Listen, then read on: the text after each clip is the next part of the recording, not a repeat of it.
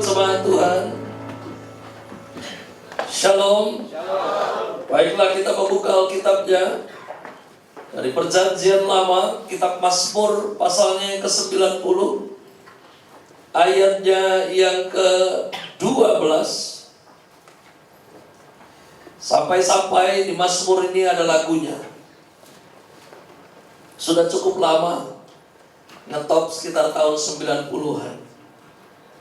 Bunyi ayatnya demikian: ajarlah kami menghitung hari-hari kami sedemikian, hingga kami beroleh hati yang bijaksana. Bicara tentang hari, menghitung, maka terkait dengan apa yang disebut dengan waktu. Waktu tidak berubah karena Anda pakai jam tangan yang mahal. Waktu sama 24 jam. Di belahan dunia yang lain ada yang berjalan lebih cepat, ada yang berjalan lebih lambat, tetapi semuanya tetap 24 jam, satu hari, satu malam. Bicara tentang waktu. Waktu menurut dunia, yang pertama adalah berputar. Itu yang dunia yakini tentang waktu. Jadi kalau dunia bicara waktu, maka mereka mengatakan waktu itu berputar. Lalu kemudian kalau dunia bilang waktu, maka konsep dunia tentang waktu adalah uang. Kalau dunia berpikiran tentang waktu, maka dunia berkata waktu adalah kesempatan. Jadi konsep dunia tentang waktu adalah tentang berputar, uang, kesempatan. Sementara Alkitab punya pandangan yang berbeda tentang waktu. Menurut Alkitab, waktu adalah pemberian Allah. Amin. Jadi kalau kau masih bisa hidup sore ini, itu pemberian Allah. Menurut Alkitab, waktu sifatnya linier. Yang disebut linier adalah bergerak maju, tidak berputar-putar. Memang ada jam analog, ada jam digital. Saya pernah dalam studi Bible, isinya banyak anak muda. Saya bilang, baik, kita akan baca ayatnya nanti searah jarum jam. Yang satu nyeletuk, susah om, saya jamnya digital, jadi gak ada jarumnya. Bicara soal waktu, Efesus pasal 5 ayat 15 sampai dengan ayat yang ke-16, demikian firman Tuhan. Karena itu, perhatikanlah dengan seksama bagaimana kamu hidup. Janganlah seperti orang bebal, tetapi seperti orang arif. Pergunakanlah waktu yang ada, karena hari-hari ini adalah jahat. Sore ini saya mau sampaikan pesan Tuhan tentang momentum. Anda pernah dengar momentum? Di dalam Kamus Besar Bahasa Indonesia, momentum itu artinya adalah saat yang tepat. Itu momentum. Kalau di dalam pengertian fisika tentang momentum adalah besarnya benturan hasil dari besar benda ditambah kecepatan gerak. Jadi tadi malam menuju kemari, kami sempat syok karena di tol ada kemacetan, dan kemacetan itu yang diakibatkan oleh tabrakan. Tapi yang mengerikan adalah bukan tabrakannya waktu kemarin, yang karena kita belum tahu tabrakannya kenapa. Tapi yang mengerikan adalah perubahan estimasi waktu untuk tiba di kota ini. Jadi yang kami masih ada di KM 90-an di tol itu masih sekitar jam 12 malam kurang. Jadi harusnya sampai di kota sini ya jam 1 atau jam 1 kurang, ya jam 1:10 itu estimasi di GPS kita. Ya. Tapi karena macetnya itu, estimasinya akan tiba di sini 8:30 pagi. Ya. Saya nggak bisa bayangin KM 90, tapi sampai Bandung, sementara di tol ada jam 12 malam, kita bakal nyampe di sini 8:30. Sementara saya khotbah jam 7 pagi tadi. Jadi lagi mikir-mikir apa dari KM 90 kalau lari nyampe nggak jam 7 pagi ya. Saya pasti ini ngeri banget nih ya. Kita nggak tahu kejadiannya, tetapi setelah ibadah pagi tadi, berita dari informasi mengenai tabrakan dini hari tadi terungkap ya. Jadi bis dengan satu merek ya, luar kota, lalu kemudian rupanya bus itu menabrak mobil yang mogok, yang mobil tersebut sedang didorong untuk menepi ke lajur paling kiri. Jadi adegannya Anda bisa bayangkan, ada orang mobilnya mogok, ada yang bantuin dorong, dan sementara dalam adegan menepi dihantam dari belakang dengan bis yang kecepatan tinggi. Makanya ketika kami melewati kondisi tabrakan dini hari tadi, busnya terbakar habis, Avanzanya itu sejenis begitu juga terbakar habis. Ya. Jadi seperti itu yang namanya kejadian disebut momentum. Ya. Benturan, ya, yang besarnya itu dihasilkan dari besar benda ditambah kecepatan gerak. Ya. Kalau sama-sama bergerak, itu mungkin ngegliding sama-sama. Tapi karena yang satu diem, yang satu kenceng, hasilnya ini mengerikan ya. Dahsyat punya. Nah, bicara tentang momentum dalam pesan Tuhan di sore hari ini, saya nggak mau bawa Anda pada vision tabrakan kecelakaan, tapi saya mau bawa kita ini boleh nangkap pesan Tuhan bahwa dalam perjalanan hari-hari kita selalu ada momentum yang dari Tuhan buat Anda dan saya. Tapi salah sikap, maka hasilnya juga beda. Firman mengatakan bahwa hari-hari ini adalah jahat. Karena itu, perhatikanlah dengan seksama bagaimana kita hidup. Perhatikan baik, ayatnya nggak bilang, karena hari-hari ini semakin jahat, oleh karena itu pergunakanlah waktu yang ada. Gimana caranya pergunakan waktu yang ada? Yang pertama dibilang adalah perhatikanlah dengan seksama bagaimana kamu hidup. Anda tahu lawan kata pengertiannya? Kalau Anda mau pergunakan waktu yang ada, lu jangan sibuk perhatikan bagaimana orang lain hidup. Perhatikan saja bagaimana hidupmu di hadapan Tuhan. Ya. Kita ini kehilangan waktu yang terbaik dalam hidup kita karena terlalu banyak urusin hidup orang lain. Ya. Saya nggak bisa bayangkan nih kalau mungkin Alkitab versi rempong, mungkin bunyinya karena itu perhatikanlah dengan seksama bagaimana tetangga kamu hidup. Ya, mungkin Alkitab KW punya itu isinya. Ya, versi gosip. Ya. Tapi ayat firman bilang, perhatikan bagaimana kamu hidup. Jangan sibuk perhatikan bagaimana orang lain hidup. Kalau kau mau pergunakan waktu yang ada. Lalu kemudian firman bilang, janganlah hidup seperti orang bebal. Anda tahu modelnya orang bebal? Orang bebal itu adalah orang yang tidak berhenti untuk berusaha melakukan sesuatu dengan mengharapkan hasil yang baru, sementara dia terus-menerus menggarap hidupnya dengan cara yang lama, tapi dia mengharapkan yang baru terjadi. Ini orang bebal punya.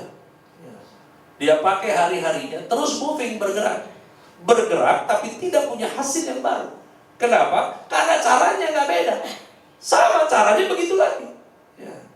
Sudah tahu kemarin dia dagang yang itu dan tidak cocok, caranya udah nggak benar, masih ulang lagi. Orang paling gila bukan orang yang bodoh lakukan sesuatu terus dia celaka. Tingkat kegilaan yang paling parah adalah orang yang punya pengetahuan tapi dia tetap memilih melakukan cara-cara yang salah dan mengharapkan hal yang benar. Ya. Gak bisa bayangin gitu. Kalau kemarin itu saya pernah lihat ada sepotong kalimat dari orang-orang yang di politik mengatakan, ya nggak apa-apa lah, itu namanya dinamika pembangunan. Korupsi itu dinamika pembangunan. Saya pikir hanya temannya setan yang bisa bilang begitu. Ya, ini setan punya teman ini, makanya dia bilang politik itu korupsi itu dinamika pembangunan. Udah gila ya.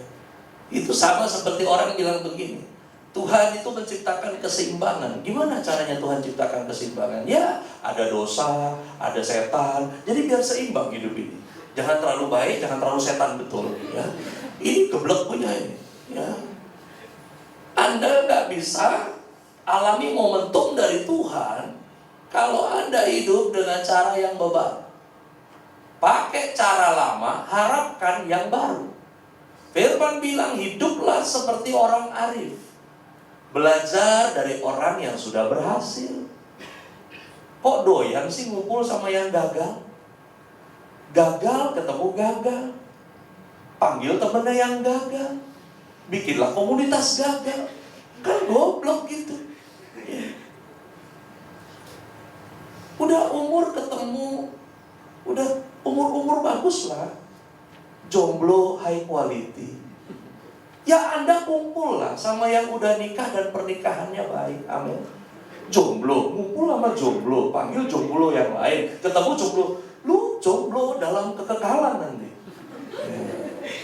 Kumpulnya tuh yang bagus, biar Anda bisa bilang, itu orang arif namanya, amin. Orang arif itu dia lihat, oh ini berhasil, dia tempel belajar, kan begitu. Ya. Anda lihat orang kaya, lah tempel bukan buat minta-minta, belajar dari orang kaya. Kenapa lu bisa kaya? Udah susah, cari yang susah. Kamu susah ya hidupnya? Susah. Saya sama loh. Ayo kita bentuk komunitas susah. Ya ampun. Firman bilang, hiduplah seperti orang arif. Lu kenapa batu semua? Ya kumpullah dengan orang batu. Ya, kapan sehatnya? Ya. Momentum dalam hidup ini sungguh ada. Momentum di dalam olahraga pun ada momentum. Ya. Mengangkat beban. Anda yang usia sekian, gak usah usia tua-tua. Cara Anda mengangkat berat, benda yang berat saja, itu ada momentumnya. Ya. Momentum itu kalau Anda ngerti, hidup Anda lebih mudah. Ya. Kalau ngangkat lemari untuk dipindahkan itu berat, kenapa nggak dorong? Ya, itu momentum. Ya. Kan bisa didorong, nggak usah diangkat. Repotnya minta ampun. Ya. Apalagi Anda mau pindahin lemari berikut dengan isi-isinya tidak dikeluarkan dan Anda mau angkat itu. Ya. Saya yakin Anda angkat dengan 5 orang nggak kuat, tapi Anda dorong berdua kuat. Nggak usah pakai 5 orang. Itu momentum, Pak. Ya. Betul. Anda pernah lihat orang yang nggak ngerti momentum adalah mobil manual yang mogok, kemudian mau dipancing start, masukin gigi 2, didorong rame-rame, tapi tanjakan. Ya. Itu bikin susah lu punya hidup itu. Ya. Ya udah, nggak usah perlu orang lain. Kalau udah tahu jalurnya curam, cukup masukin gigi mundur aja, nanti mundur start nyala itu. Ya. Halo? Hidup ini indah loh. Anda jangan bikin susah karena nggak ngerti momentum. Ya. Karena nggak ngerti momentumnya, akhirnya susahnya banyak. Tadi pagi saya sampaikan pesan Tuhan mengenai keluputan dalam hidup ini. Bahwa ada tangan Tuhan yang menjaga Anda, melindungi, dan itu disebut orang sebagai luput. Ya. Tetapi luput juga ada rumusnya. Ya. Nggak sembarangan luput. Demikian juga bicara tentang momentum. Ada beberapa tokoh di Alkitab yang mereka menggunakan momentum dengan baik. Yang pertama namanya Yusuf. Saya pikir gak ada orang paling menderita Ya, selain Yesus harus tanggung dosa Anda dan saya, ya, di Alkitab. Tapi Yesus bukan orang, Dia Tuhan. Ya. Yusuf ini lumayan penderitaannya. Gimana nggak lumayan? Keluarga musuhin. Sementara juga dia lahir dari istri yang kedua.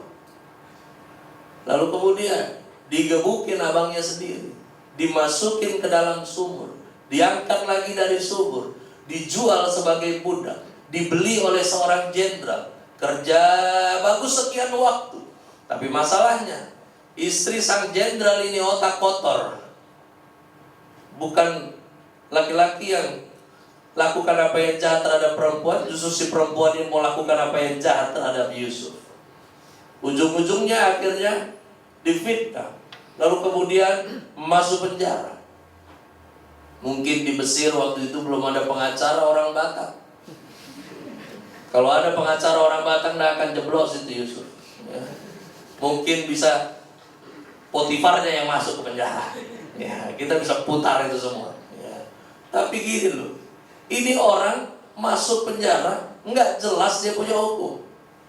1 tahun lewat, 2 tahun lewat, 3 tahun lewat, 4 tahun lewat, sampai akhirnya Firaun bermimpi dan dia panggil juru-juru tafsir mimpinya untuk menafsirkan mimpinya. Tapi kali ini Firaun meminta dengan cara yang berbeda. Selama ini Firaun ceritakan apa yang menjadi mimpinya dan penafsir menafsirkannya. Tetapi kali ini Firaun mau ngetes apakah juru tafsirnya ini betul murni atau tidak. Makanya waktu dia panggil, Firaun tidak ceritakan apa yang menjadi mimpinya. Firaun bilang, kalau kalian jago sebagai tafsir mimpi, coba tebak saya mimpi apa. Satu-satu gak ada yang bisa tebak mimpi. Memang penipu semua itu isinya. Ya. Akhirnya momennya Tuhan terjadi atas Yusuf. Dan ketika momen itu terjadi, dia mengikuti panggilan itu. Anda lihat momennya Yusuf. Momennya Yusuf ini sebetulnya bisa dia tolak atau dia jalankan. Kenapa saya bilang tolak? Anda tahu masalah pertama daripada Yusuf sampai akhirnya harus dibenci dari semuanya? Pemicu momennya adalah tafsir mimpi. Benar gak? Kan kakak beradik lagi ngumpul, terus dia bilang, ada bintang, ada matahari, ada gandum sekian, dan gandum yang sekian itu menyembah kepadaku. Ini kan gara-gara dia cerita itu. Akhirnya semua emosi, makanya digebukin sampai ujung-ujungnya bisa masuk penjara. Dan di momentum yang Tuhan sediakan, dia harus terjemahkan mimpi. Ya. Kalau Anda mau mengalami momentum sementara tidak terlewat dari apa yang Tuhan sediakan, jangan kepahitan dengan keadaanmu. Bisa saja dia tolak. Mimpi lagi. Dia bisa bilang tuh kepada juru minuman atau juru roti yang panggil dia, lu tahu nggak, hidup gue ini jadi susah gara-gara mimpi. Nah sekarang lu panggil gue, suruh terjemahin mimpi. Raja pula yang punya mimpi. Gua salah cerita, kepala potong nih nanti nih. Ya. Tapi enggak loh, dia ikutin. Ya. Saya ada pesan dari momentum Yusuf. Jangan pernah menolak melakukan hal baik yang Tuhan sediakan di depan Anda. Apabila hal itu baik, Tuhan menyediakannya, lakukan saja yang Anda bisa lakukan. Dahsyat. Momentum yang cukup sebentar aja. Yang lama sebetulnya bukan Yusuf terjemahkan mimpi. Yang lama adalah Yusuf mandi, Yusuf nyukur. Bukan harus menghadap raja kan, nggak boleh bawa ketek menghadap raja. Itu diangkat dari penjara, disuruh mandi, bersih, shape semuanya, pakai baju yang bersih, lalu kemudian hadap raja. Itu yang lama prosesnya sebetulnya. Ya, dipakein rempah-rempah dulu kan semua. Kalau dulu kan nggak ada pes nggak ada. Ya, digosok dulu kali pakai cengkeh, ya kan. Nah, baru deh. Ya. Nah, ketemu raja, dia baru buka. Raja mimpinya ini kan, gambarannya ini loh dari mimpinya. Itu raja tercengang. Habis selesai dia bukakan mimpinya raja. Raja tanya, kamu tahu saya mimpi apa? Kamu tahu maksud dari mimpi itu apa? Sekarang bagaimana kita harus merespon mimpi itu? Yusuf bukakan lagi, harus bikin begini, bikin begini, bikin begitu. Lalu kemudian raja itu, Yusuf nggak tanya, wani piro, kan begitu kan? Dia lakukan saja yang baik dia bisa lakukan. Lalu kemudian akibatnya raja bilang, mulai sekarang tidak ada sesuatu pun yang bergerak di tanah Mesir ini tanpa sepengetahuan dan izinmu sebagai orang keduaku. Momentum. Anda nggak tahu. Ya. Anak-anak yang kita doain tadi someday ada yang jadi menteri itu. Momentum. Ya. Momentum Tuhan nggak lihat lu punya kesempatan, punya uang, punya sekolah bagus apa enggak. Momentum. Momentum Tuhan ngerubah semuanya. Posisi Anda dirubah sekejap kalau Anda bisa tangkap momentumnya Tuhan. Ada pribadi yang berikutnya lagi tentang momentum. Orang ini namanya Habakuk. Habakuk itu tampil ketika Israel berada kesusahan. Mereka pelihara ternak tapi dirampas. Mereka mengelola kebun tapi hasilnya mengecewakan.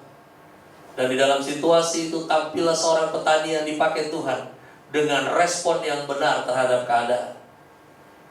Habakuk mengatakan dari Habakuk 3:17 sampai 18, bahkan ini dijadikan nyanyian. Dia katakan bahwa sekalipun pohon ara, sekalipun pohon zaitun, sekalipun ladang-ladang, sekalipun ternak semuanya kambing domba terhalau dari kurungan. Habakuk bilang, tetapi aku akan beria-ria di dalam Allah yang menyelamatkan aku. Habakuk mengatakan bahwa kita nggak bisa tunggu keadaan kita berubah menjadi baik baru kita bersuka cita. Mari kita bersuka cita di hadapan Tuhan, maka keadaan kita akan berubah menjadi baik. Momentum dalam hidup Anda sangat dipengaruhi dari sikap Anda. Paksa dirimu untuk bersuka cita. Paksa dirimu untuk tampil baik di hadapan Tuhan, bukan manusia tentunya. Ketika Anda mau memaksa diri Anda tampil baik di hadapan Tuhan, maka Tuhan tahu siapa yang pantas dipulihkan lebih cepat hidupnya. Untuk Tuhan mengasihi Anda, Tuhan tidak butuh alasan. Tapi untuk Tuhan memberkati Anda, Tuhan butuh alasan. Bersuka cita membuat Tuhan punya alasan memberkati Anda lebih banyak, memulihkan Anda lebih cepat. Karena apapun keadaannya, orang yang bersuka cita mengatakan Tuhan itu baik. Apapun yang terjadi, Tuhan itu baik. Orang yang berikutnya yang mengalami momentum Tuhan adalah orang yang namanya Daniel. Dan yang mengerikan adalah momentum yang terjadi dalam hidupnya itu justru terjadi di dalam gua singa. Keren ya. Ini memang Allah punya cara kerja, sense humornya tinggi ya. Ini juga masuk pada situasi yang paling sulit, antara hidup dan mati. Perhatikan ini. Kalau Anda berada pada posisi antara hidup dan mati, kalau memang Anda berpihak kepada Tuhan, maka kemungkinan hidup lebih tinggi daripada kemungkinan Anda mati. Yang lain menyembah yang lain. Tapi pemerintah pada masa itu, ini kan sebetulnya ada tokoh-tokoh politik yang sebetulnya mau jatuhkan Daniel.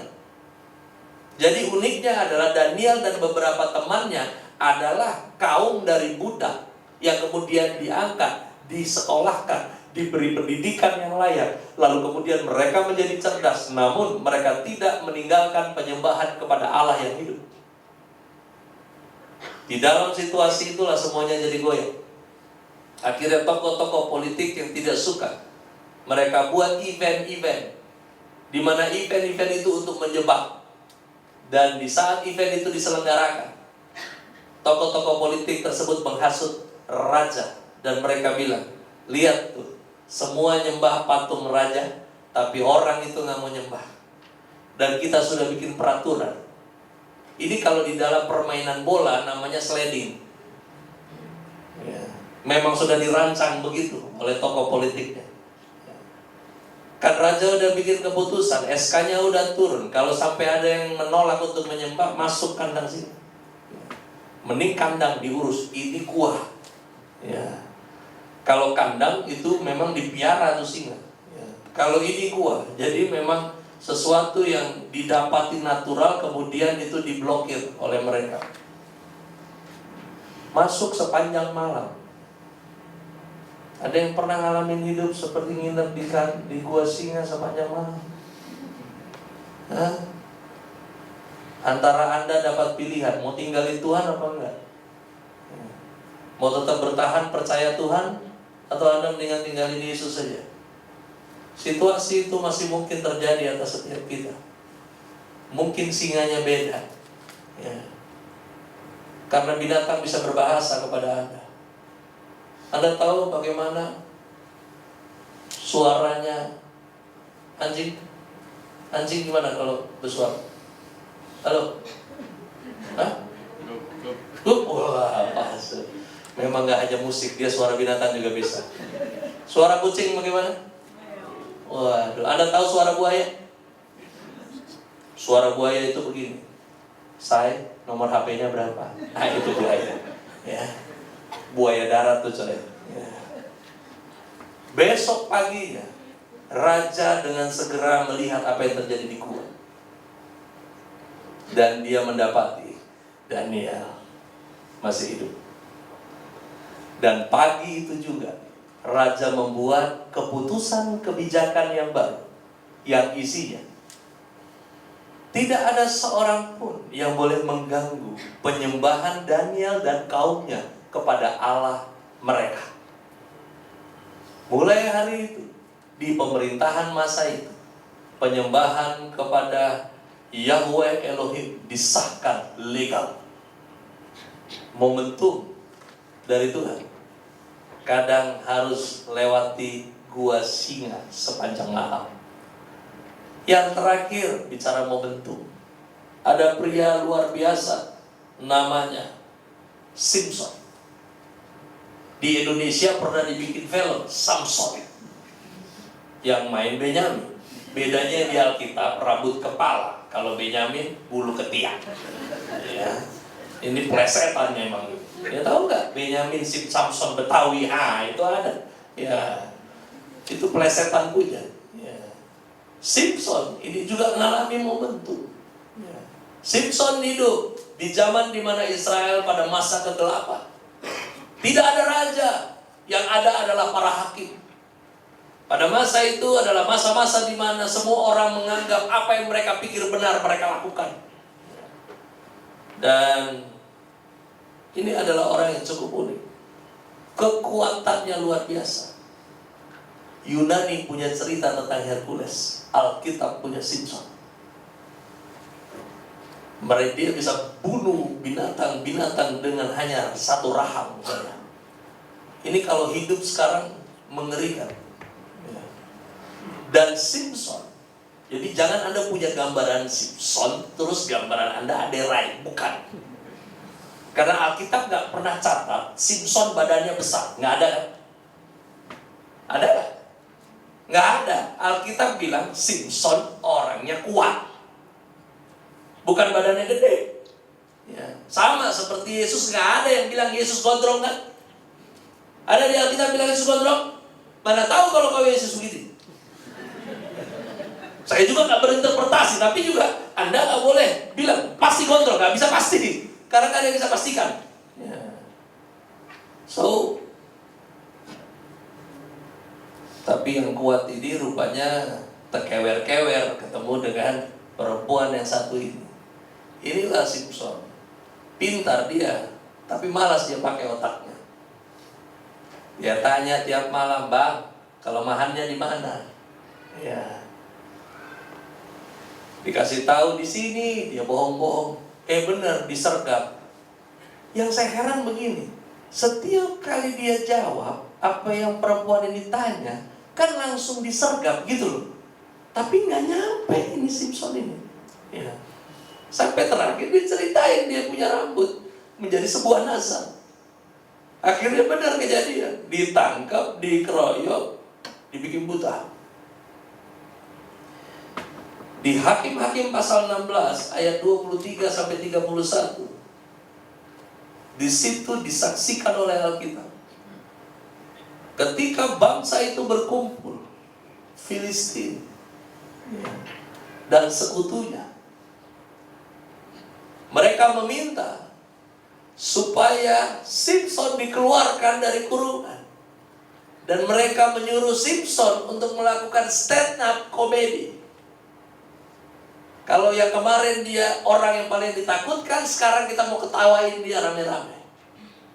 Lalu ada yang tuntun dia keluar dari kurungan dalam keadaan buta, tapi rambut mulai tumbuh. Sementara dia mulai jalan, raba-raba tiang, pegang ini, raba-raba, dia telinga dengar, oh ini orang banyak. Itu ribuan sorak-sorai. Cemooh dia. Dan dalam perjalanannya Simpson ke stage panggung, dia bilang, Tuhan, untuk terakhir kali aja, beri saya kekuatan lagi. Ini bukan dendam sebetulnya. Orang yang bisa menangkap momentum Tuhan adalah orang yang fokus pada tujuan Tuhan menciptakan dirinya.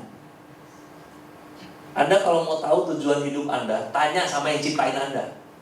Gampang. Ya. Simpson itu diadakan Tuhan supaya bisa jadi penegak apa yang benar pada masa kegelapan Israel.